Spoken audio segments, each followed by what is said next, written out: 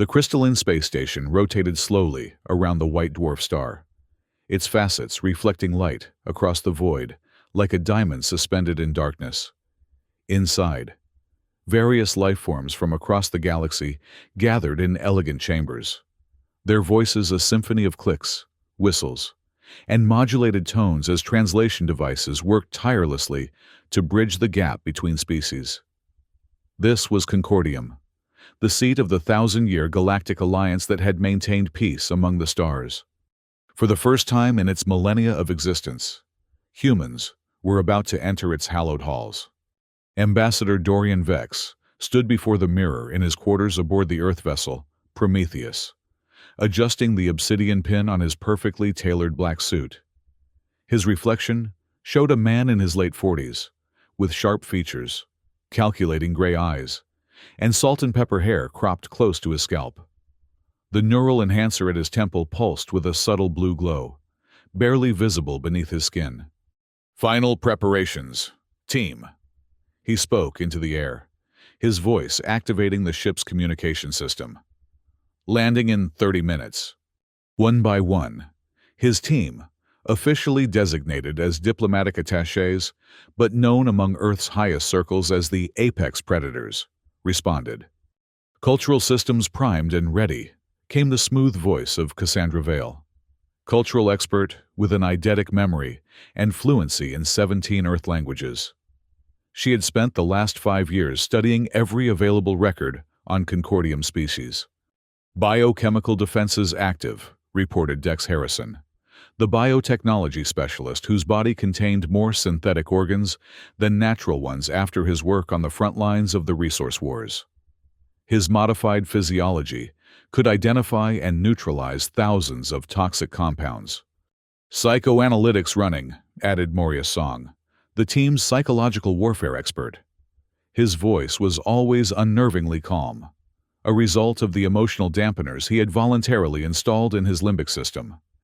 "Economic contingencies in place," said Ray of Frost, the financial strategist whose algorithms had once collapsed 3 hostile corporations in a single trading day. Her real name was classified. Everyone simply called her Ray. "Security protocols verified," confirmed Rehia, Dorian's second-in-command. Unlike the others, she used no enhancements. Her natural intuition and combat skills had earned her the position. She was the team's conscience, the balance to Dorian's sometimes ruthless pragmatism. Lastly came the voice of Lucian Voss, communications specialist. "All channels secure. Ambassador, we're ready to make history." Dorian nodded to himself. Earth had not sent diplomats to Concordium. They had sent predators in suits. After centuries of struggling to survive on a resource-depleted planet, fighting through climate catastrophes, and finally clawing their way to the stars, humans weren't joining the galactic community as supplicants. They were joining as survivors who had overcome every obstacle thrown at them, and they were determined to thrive. The Prometheus docked with a gentle shudder, magnetic clamps securing it to Concordium's visitor bay. As the airlock cycled, Dorian took a final moment to address his team. "Remember," he said, looking at each of them in turn, "we are the face of humanity now. Every word, every gesture will be analyzed for centuries to come." His gaze hardened.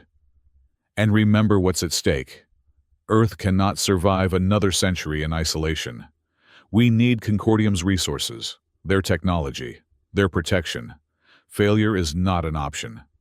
Rehia stepped forward, her dark eyes meeting his. "And our limits, Ambassador." Dorian understood the question beneath her words. How far were they willing to go? He straightened his already immaculate jacket. "The usual parameters," he replied smoothly. "Anything necessary for survival. Nothing that compromises our humanity." The definition of both had become increasingly fluid over the years.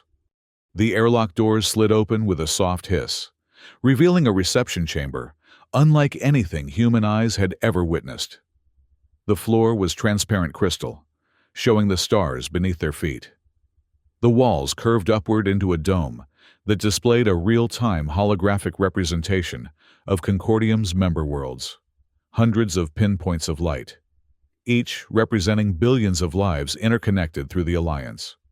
Waiting for them was an assembly of aliens so diverse that even Cassandra's extensive research hadn't prepared them adequately. Towering, insectoid Vexar, with their compound eyes reflecting prismatic light. Hovering Moravians, their tentacles swaying beneath gas-filled sacs that kept them aloft. Bipedal Acrylians whose crystalline skin refracted light into dazzling patterns. And dozens more species. Some humanoid, others defying categorization entirely. At the center stood a figure that appeared to be made of living shadow, with only pinpricks of starlight visible within its form. The Zoxalian Executor, representative of one of Concordium's founding races. Humans, it spoke, its voice somehow bypassing their ears and resonating directly in their minds. You stand in halls where 1,000 civilizations have sought unity. Your presence has been debated. Dorian stepped forward, giving the exact bow that Cassandra had calculated would show respect without subservience. Executor, distinguished representatives, Earth is honored to stand among you at last.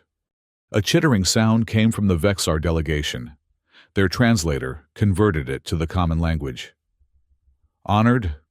Your species has barely mastered interstellar travel. The ink is still wet on your unification treaties. You are children playing at diplomacy. Before Dorian could respond, a Moravian floated forward, its tentacles twisting in what Cassandra's neural feed identified as a gesture of contempt. The Vexar speak truth. Humanity has spent more time trying to exterminate itself than reaching for the stars. Your resource wars alone should disqualify you from consideration. Dorian's expression remained pleasant, even as he noted which delegations seemed hostile and which remained neutral. His neural enhancer was recording everything, analyzing micro-expressions across alien physiologies. With respect, he replied. It is precisely because of our struggles that we stand before you today. Humanity has faced extinction multiple times and survived. We've rebuilt civilizations from ashes. We've learned from each mistake. He smiled. And we've never made the same mistake twice. The implied threat was subtle but present. Humans adapted. Humans overcame. Humans survived. Bold words, said a new voice, belonging to a Hexian, their six-armed body adorned with ceremonial inscriptions. But words alone do not earn a place at Concordium. You must prove your worth through the trials of integration. Dorian inclined his head. Earth welcomes the challenge. The reception continued, with various delegations approaching the humans with curiosity, caution, or barely concealed hostility. As they circulated, Dorian's team dispersed strategically throughout the chamber, gathering information and making initial contacts. It was Rehia who first noticed something was wrong. A pattern in the movements of the servitor drones. A subtle positioning of certain delegations away from specific areas of the chamber. She caught Dorian's eye across the room and tapped her wrist twice, their signal for potential danger. Dorian excused himself from a conversation with an Acrylian diplomat and made his way to a refreshment station. As he selected a drink safe for human consumption, he spoke quietly. Analysis?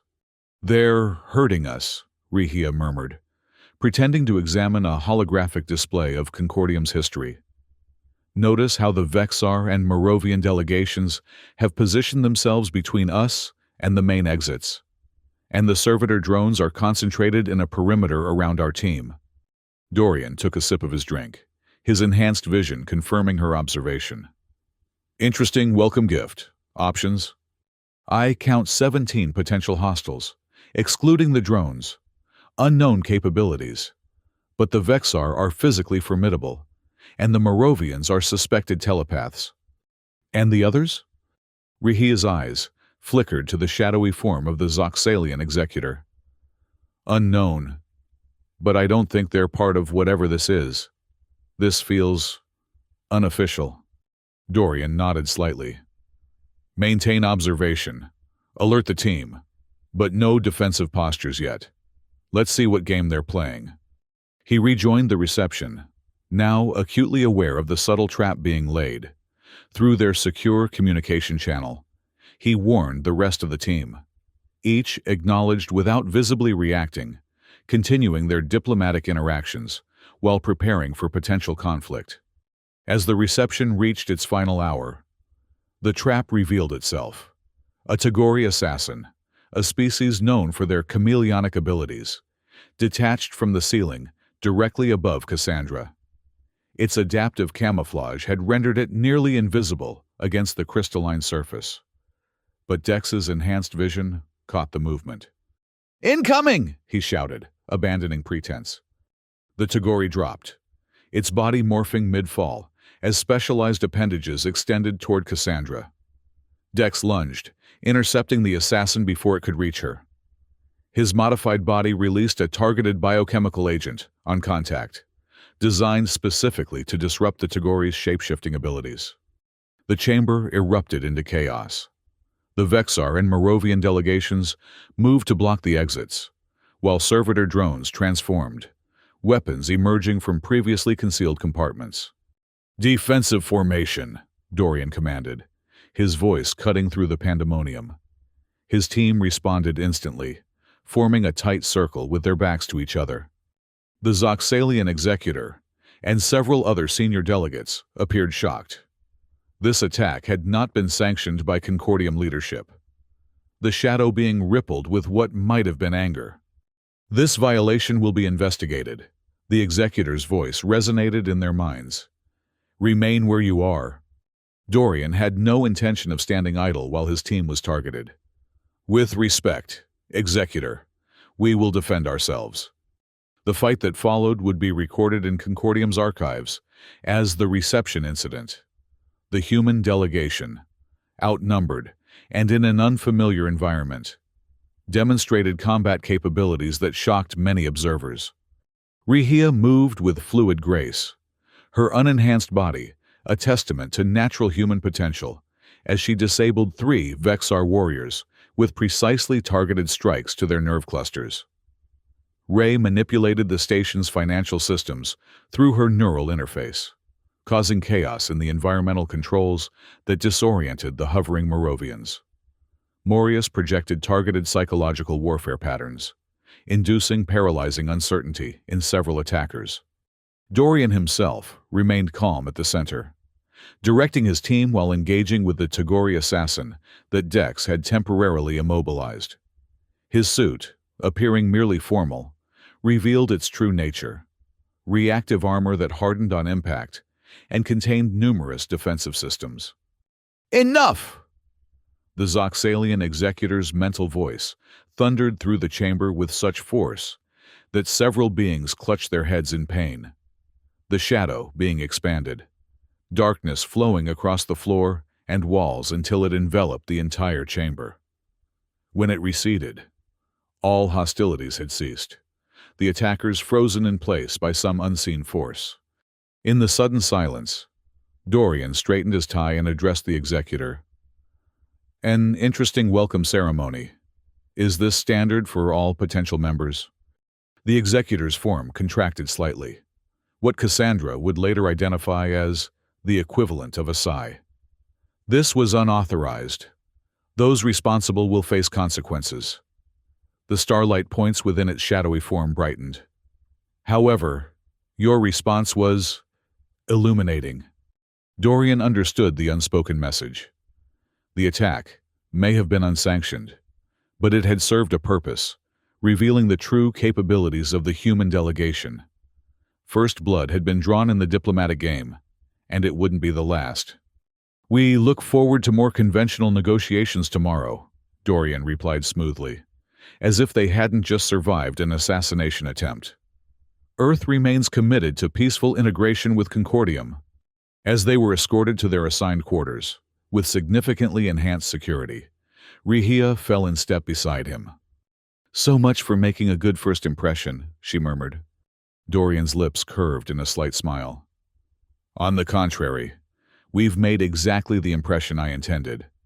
They now know we're not to be trifled with. And the cost of that knowledge? We've shown our hand earlier than planned, but not our full capabilities. His expression became serious. This was a test, Rihia, and judging by the executor's reaction, we passed. Or failed spectacularly, she countered, depending on what they were testing for. Dorian couldn't argue with that. As they reached their quarters, a suite of rooms with a breathtaking view of the white dwarf star, he gathered his team for a debriefing. First observations, he asked, once security protocols had been established to prevent eavesdropping. Cassandra spoke first. The attack was coordinated, but not unanimously supported. At least 3 major delegations showed genuine surprise: the Acrylians, the Hexians, and the Zoxalians. The Tagori assassin was using modified biotech, Dex added. Advanced stuff, designed specifically to target humanoid nervous systems. Someone gave them our biological profiles, which raises the question of how they got that information, Morius observed. Our mission details were classified at the highest level. A heavy silence fell over the room. The implication was clear. Either Earth security had been compromised, or someone on their team was feeding information to Concordium factions. We proceed as planned, Dorian decided. But with enhanced internal security protocols, trust no one outside this room, and verify everything twice. He looked at each team member in turn. Tomorrow, the real negotiations begin. Get some rest. You'll need it. As the team dispersed to their individual rooms, Dorian remained in the common area, staring out at the white dwarf star. Its compressed mass generated gravitational forces that would crush a human to atoms. Yet from this distance, it appeared serene, beautiful. Much like diplomacy, he thought. Appearances of civility masking the crushing pressures beneath. Earth couldn't afford to fail here. After centuries of depleting their home planet, humans needed the resources and technologies that Concordium membership would provide. They needed allies in a galaxy that was proving to be far more dangerous than they had imagined. And Dorian would secure that future, whatever the cost. The first official negotiation session began the following day in Concordium's central chamber, a vast space where the floor, walls, and ceiling were indistinguishable, creating the illusion that the delegates floated in a dimensionless void. Holographic displays represented each member world, with Earth's image notably smaller and positioned at the periphery. The Zoxalian executor presided, its shadowy form now expanded to tower over the proceedings. The human petition for Concordium membership enters formal consideration, it announced. As dictated by our charter, all objections must be heard and addressed before voting may commence. Predictably, the Vexar delegation rose first, their insectoid forms clicking with agitation. We maintain that humanity is unready for membership, their representative chittered. Their technology is primitive, their society unstable, and their history stained with self-destruction. Dorian had anticipated this. He stepped forward, his voice projecting confidence. Concordium's charter states that technological development is not measured solely by advancement, but by sustainability and ethical application. Earth has rebuilt its civilization to exist in harmony with our planet's resources, a lesson we learned the hard way, but learned nonetheless. He gestured to a holographic display of Earth, showing the restored ecosystems and sustainable cities that had replaced the environmental devastation of previous centuries. As for stability, our global government has maintained peace for 47 years, longer than many current Concordium members when they were admitted. The Moravian delegation floated forward next. Humans possess dangerous psychological tendencies toward tribalism and conflict. They are genetically predisposed to violence. This attack struck closer to home. Humanity's violent history couldn't be denied. But Moria stepped forward, his emotionally modulated voice perfectly calibrated to project reasonableness. All sentient species evolved from predators or prey, he countered. The very traits that concern you, our adaptability, our drive, our ability to form cohesive groups, are what enabled us to survive and eventually thrive. We have channeled these instincts into creativity, exploration, and resilience. The debate continued, with various delegations raising objections that the human team systematically addressed. They had prepared for months, studying every possible argument against Earth's admission. What they hadn't prepared for was the approach taken by the Acrylian Consortium. Their representative, a crystalline being whose body refracted light in mesmerizing patterns, addressed Dorian directly. "We do not question humanity's qualifications," the Acrylian said, its voice like wind through crystal chimes. "We question your intentions. Why does Earth seek Concordia membership?" The directness of the question created a moment of silence. Most species approach the diplomatic dance with layers of obfuscation and politesse. The Acrylian's straightforwardness was unexpected. Dorian could have given the prepared answer, platitudes about mutual benefit and cultural exchange. Instead, he chose honesty, a weapon rarely deployed in such settings. "Earth seeks membership because we need it," he stated plainly.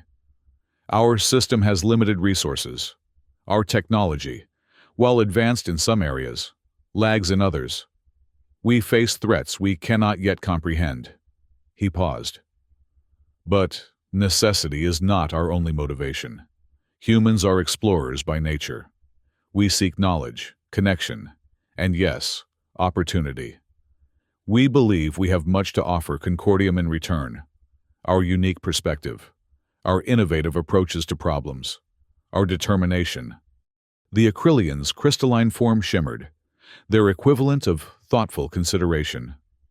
Refreshing honesty, Ambassador Vex, a rare commodity in these chambers. The initial session concluded without resolution, as expected. Concordium's admission process was deliberately lengthy, designed to test the patience and commitment of applicants. As the delegates dispersed, Dorian received a notification. The Acrylian Consortium had requested a private audience. "Interesting," Rehia commented as they walked through Concordium's crystalline corridors. The Acrylians rarely engage in one-on-one diplomacy. "They were the only ones who didn't question our capabilities," Dorian noted. "Only our motives, which might make them the most perceptive delegation here." Rehia's expression was troubled. "Be careful, Dorian. We still don't know who orchestrated yesterday's attack." The Acrylian representative received them in a chamber composed entirely of crystal that resonated with subtle harmonics. The being introduced itself as Lyrics, third facet of the consortium. "Your honesty intrigues us, Ambassador."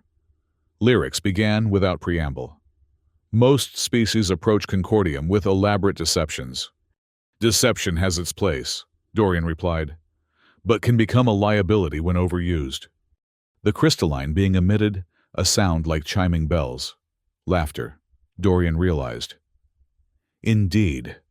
Which is why we shall reciprocate your honesty. The Vexar and Moravian delegations have formed a coalition against Earth's admission. They have convinced several minor species to join them. May I ask why you're sharing this information?" Lyrix's form shifted, refracting light in new patterns. "The Acrylian Consortium believes in balance. The Vexar-Moravian coalition has grown too influential. Your admission would disrupt their power structure. So, you support our petition out of political expediency," Dorian observed. "We support your petition because humanity represents something Concordium desperately needs: adaptation. Many members have grown complacent, rigid."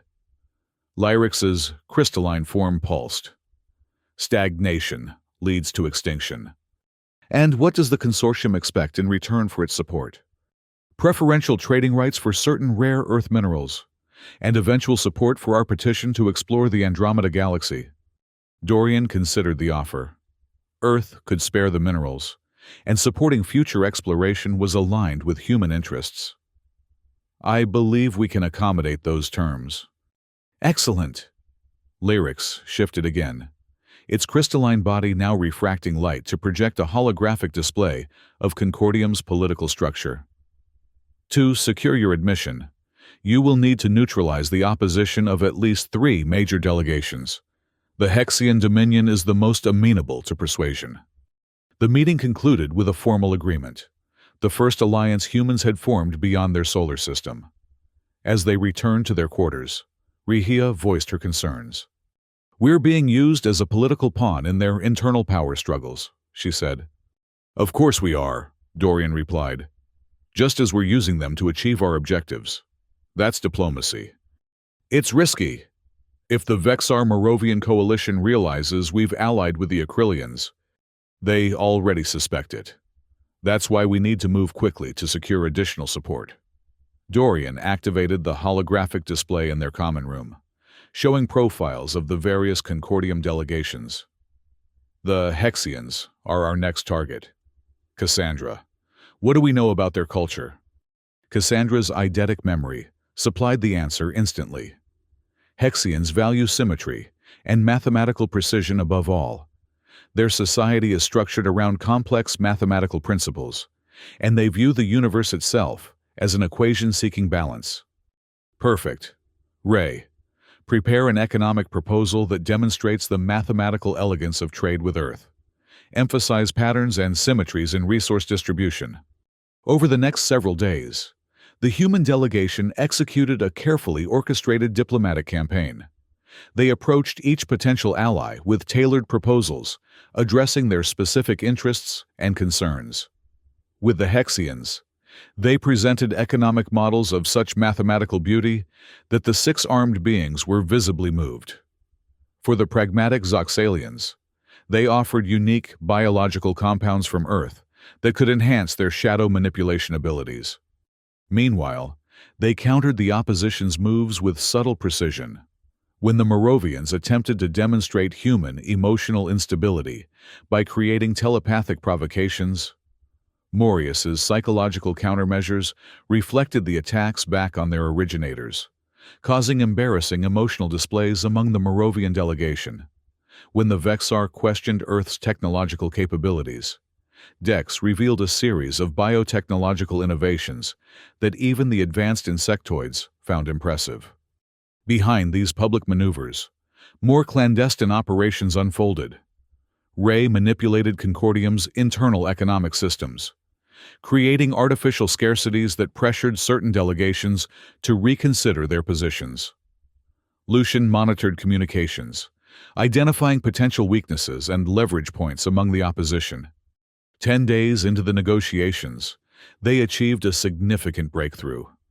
The Hexian Dominion publicly announced its support for Earth's petition, citing the elegant symmetry that human inclusion would bring to Concordium. The announcement sent shockwaves through the political landscape, particularly among the Vexar-Moravian coalition. That night, as the team celebrated this victory in their quarters, Dorian received an unexpected communication, a small obsidian token, appearing suddenly on his personal console. The token displayed a simple message: "The observers request your presence. Alone." Dorian stared at the token with a mixture of surprise and wariness. The observers were a near-mythical presence within Concordium, beings who rarely engaged with the Alliance's politics, but were rumored to have existed since its founding. Some believed they weren't even a true species, but ascended beings who had transcended physical form. "This is unprecedented," Cassandra remarked, examining the token. "The observers haven't formally acknowledged a new species in over 3 centuries. "It could be a trap," Rihi warned.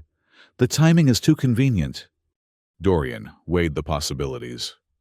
If it's genuine, refusing would be a diplomatic catastrophe. If it's a trap, he smiled thinly. Well, we've handled worse. "You're not actually considering going alone?" Rihia's concern was evident. The message was specific. Dorian pocketed the obsidian token. Besides, alone is a relative term. He tapped the neural enhancer at his temple. which could transmit his experiences to the team in real time. That night, following the token's embedded directions, Dorian made his way through increasingly obscure sections of the Concordium station. The crystalline corridors gave way to older architecture, surfaces of an unknown material that seemed to absorb light rather than reflect it. Finally, he reached a chamber unlike any he had seen before. It was perfectly spherical, its interior surface covered with what appeared to be stars, not holographic projections, but actual points of light embedded in the dark material. As he entered, the entrance sealed behind him, leaving no visible exit. "Ambassador Vex," spoke a voice that seemed to come from everywhere and nowhere. "You stand in the chamber of observation." 3 figures materialized before him, or perhaps they had been there all along, invisible until they chose to be seen. They appeared humanoid in basic form, but their bodies seemed composed of the same star-flecked darkness as the chamber itself, as if they were windows into deep space. "You honor us with your presence," Dorian replied, following the formal greeting that Cassandra had prepared for this unlikely scenario. "Honor is irrelevant," said one observer. "We seek understanding." "Humanity is an anomaly," said another. "You developed differently than projected." "Your species was expected to self-terminate centuries ago," added the third. "Yet you persisted." Dorian processed this startling information. "You've been watching Earth." "We observe all potential members," the first replied. "Most follow predictable evolutionary and sociological patterns. Humans do not." "Is that a problem?" Dorian asked carefully. "It is a curiosity," said the second observer. "Your adaptability exceeds parameters. Your psychological resilience defies models." The third moved closer, its starry form rippling. "We have a proposition. Ambassador Vex. Humanity need not petition for membership through conventional channels. We can grant immediate acceptance, with conditions." Alarm bells rang in Dorian's mind, though he maintained his diplomatic composure. "What conditions?" "Join us," said the first observer. "Not merely Concordium, but the observation. Your unique perspective would be valuable."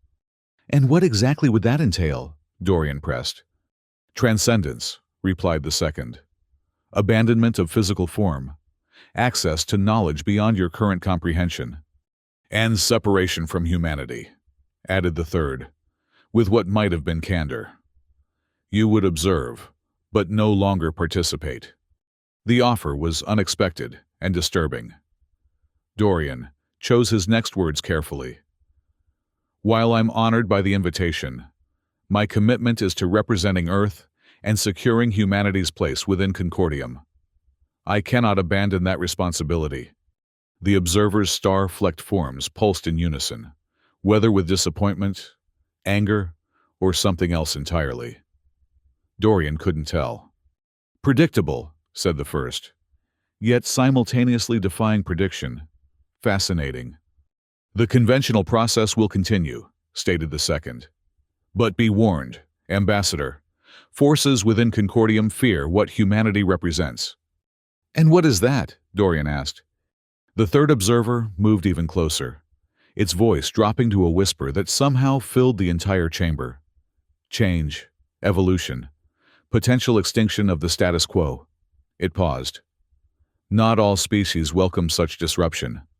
With those cryptic words, the observers faded from view, and a doorway reappeared in the chamber wall. Dorian was left with the unsettling feeling that he had passed some test, or perhaps failed it, and that the true nature of Concordium might be very different from what it appeared. When he returned to the team's quarters and shared what had transpired, reactions were mixed. "They offered you ascension?" Cassandra was awestruck. "The cultural implications alone are staggering." "I'm more concerned about their statement that humans were expected to self-terminate," Morius observed. "It suggests a level of predictive modeling, or interference, that exceeds anything we've encountered." Rihia's focus was more practical. "Whatever their nature, the observers clearly have influence. Did we gain an ally, or make a new enemy by refusing their offer? Neither. I think, Dorian replied. They seemed more curious than offended. But their warning about opposition within Concordium confirms what we already suspected. He turned to Lucian. Double-check our communication security. If there are forces working actively against us, they may have access to our systems. Lucian nodded, though Dorian noticed a moment of hesitation, barely perceptible, but enough to trigger his enhanced perception. File that away for later, he thought. The following days brought increased resistance to Earth's petition. The Vexar-Moravian coalition had expanded its influence, and several previously neutral delegations now voiced concerns about human membership. In response, Dorian's team intensified their efforts, employing increasingly aggressive diplomatic and economic tactics. Ray orchestrated a series of market fluctuations that highlighted the vulnerability of certain resources critical to the Vexar, subtly demonstrating how Earth's inclusion could stabilize these markets. Dex released controlled information about human biotechnology that offered solutions to problems facing several undecided species. Morius deployed psychological operations designed to create doubt and division within the opposition coalition. These tactics produced results, but also heightened tensions. Security around the human delegation was increased after 2 more assassination attempts. One, using an advanced nanobiological agent that nearly breached Dex's defenses, and another, employing quantum-entangled explosives that Rehia disabled with seconds to spare. The situation reached a critical point when the Vexar delegation formally accused Earth of economic warfare, chemical espionage, and attempted bribery of officials, all serious violations of Concordium protocols. The accusations were largely true, though cunningly difficult to prove conclusively. Nonetheless, they necessitated a formal hearing before the full Concordium Assembly. The night before this crucial hearing, Dorian called an emergency team meeting in their quarters, with enhanced security protocols activated. "We have a leak," he announced without preamble. The Vexar's accusations contained details they couldn't possibly know without inside information. The team exchanged glances, the implication hanging heavy in the air. Someone among them was feeding information to the opposition. "I've been running analytics on our communication patterns," Dorian continued, "and cross-referencing with system access logs."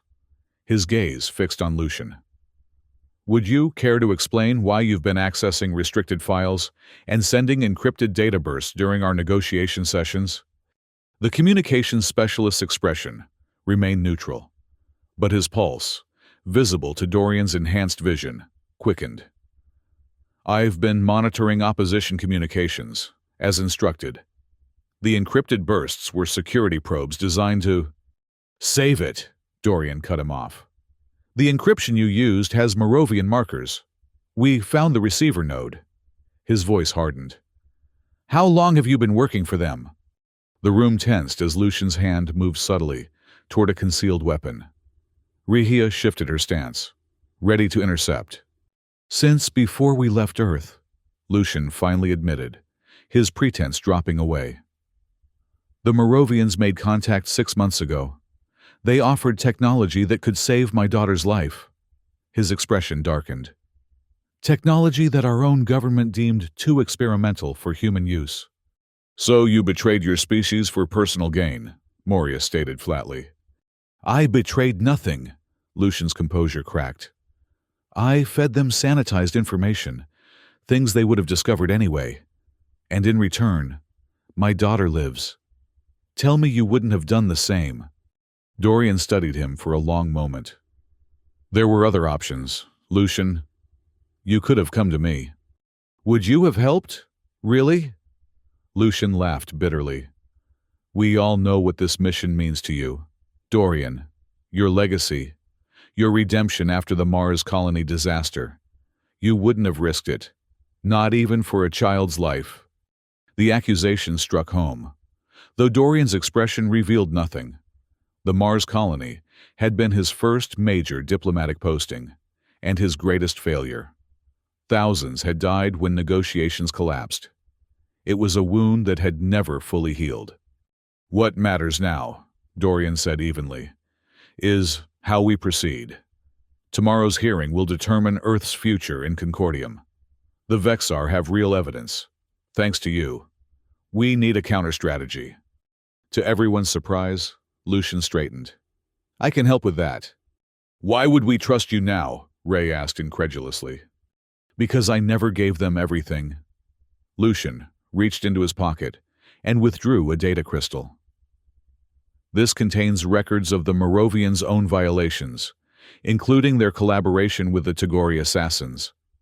They've been playing both sides, manipulating the Vexar as well. Dorian took the crystal, his enhanced systems immediately authenticating the data. "Why give us this now?" "My daughter is safe. The procedure was completed yesterday." Lucian's expression was resigned. "And despite what you may think, I do care about Earth's future. I just cared about her more." The team spent the rest of the night preparing for the hearing, incorporating the new information into their strategy. As dawn approached, artificially created within Concordium's regulated environment, Dorian pulled Rehia aside. "I need you to do something that goes against your instincts," he told her, his voice low. "During the hearing, follow my lead without question, no matter how it appears." Rehia studied him, concern evident in her eyes. "What are you planning, Dorian?" "Something necessary." He met her gaze steadily. "Trust me this one last time." The Concordium Assembly Hall was filled to capacity for the hearing.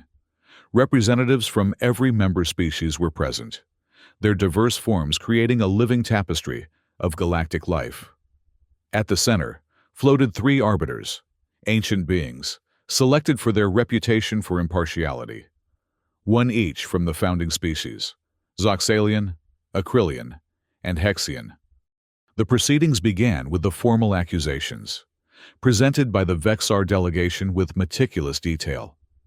They described how the human team had manipulated markets, gathered unauthorized biological samples, and attempted to bribe officials.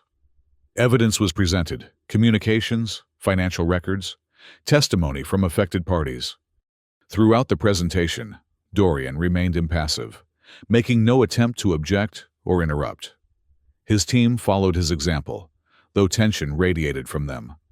When it was Earth's turn to respond, Dorian approached the central podium alone. The assembly hall's acoustics carried his voice to every corner without amplification. "Honorable arbiters, distinguished representatives of Concordium," he began.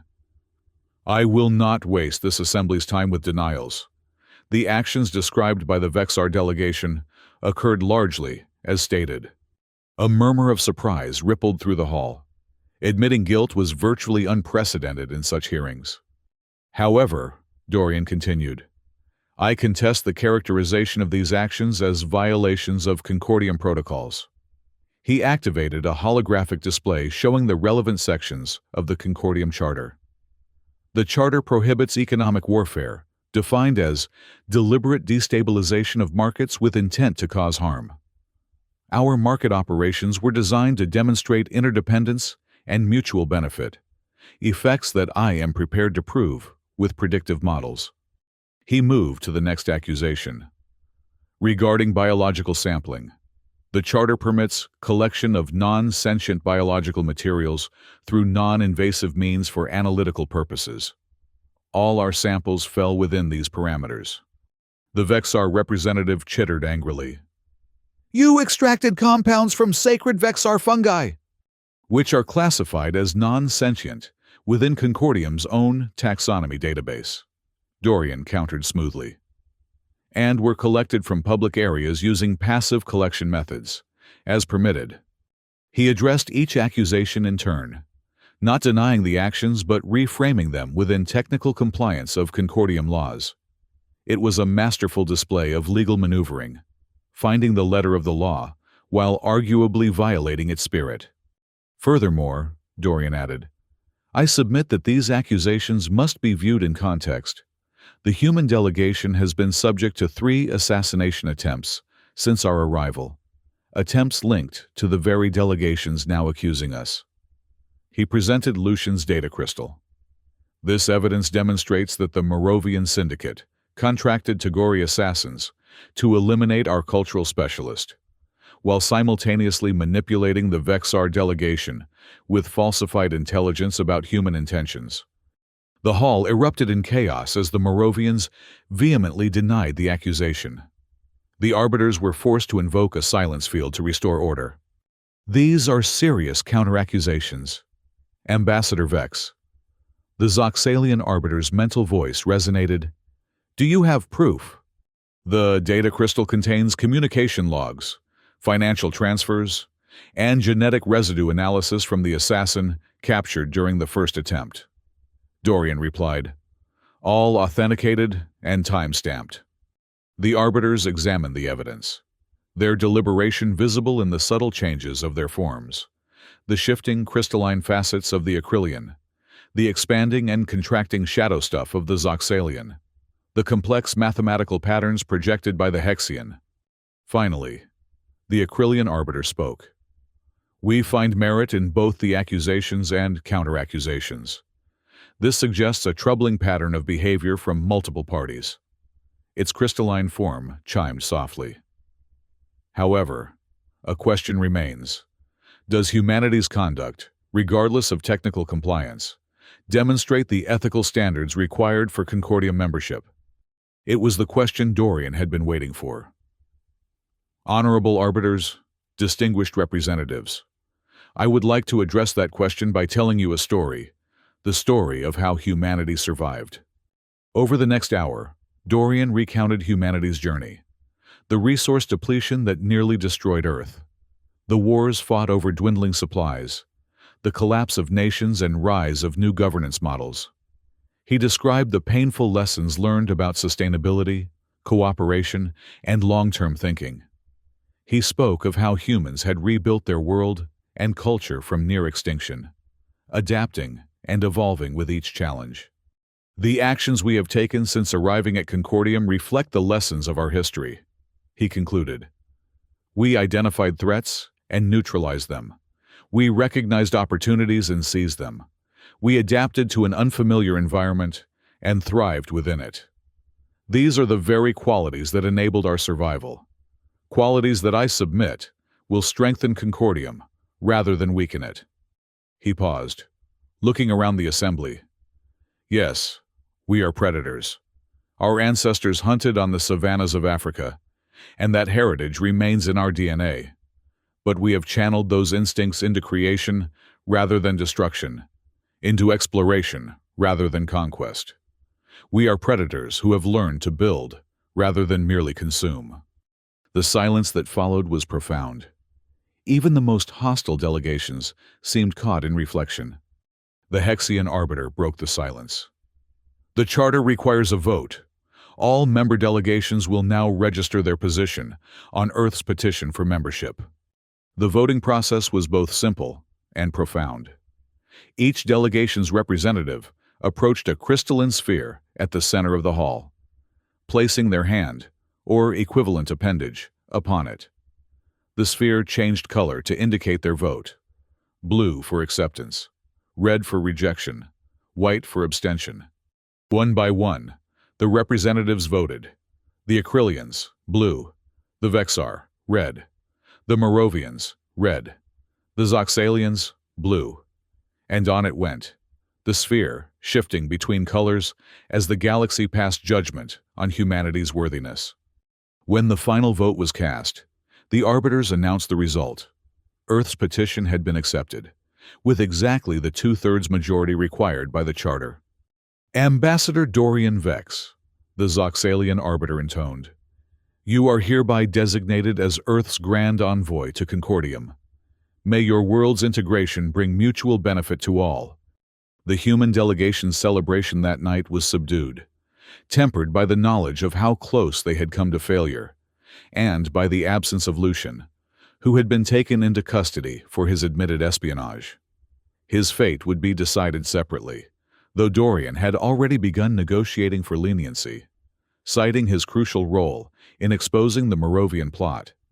To success, Dorian toasted, raising a glass of synthesized champagne. Earth has its place among the stars. At what cost? Rihia asked quietly, the question that had haunted her throughout their mission. Dorian considered this. Less than we feared, more than we hoped. He set down his glass. But the real work begins now. Membership is just the first step. Later, alone in his quarters, Dorian received one final communication, another obsidian token, identical to the first. This one displayed a different message. The true nature of Concordium awaits your discovery. Grand Envoy, look beneath the harmony to find the cage.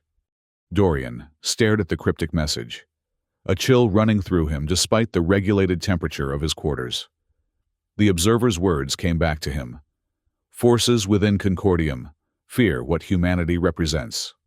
Perhaps the greatest diplomatic challenge still lay ahead, understanding what Concordium truly was, beneath its gleaming surface of cooperation and harmony.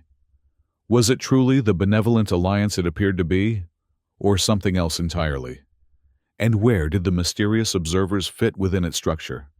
As Earth's Grand Envoy, it would be his responsibility to find out. Humanity had earned its place among the stars.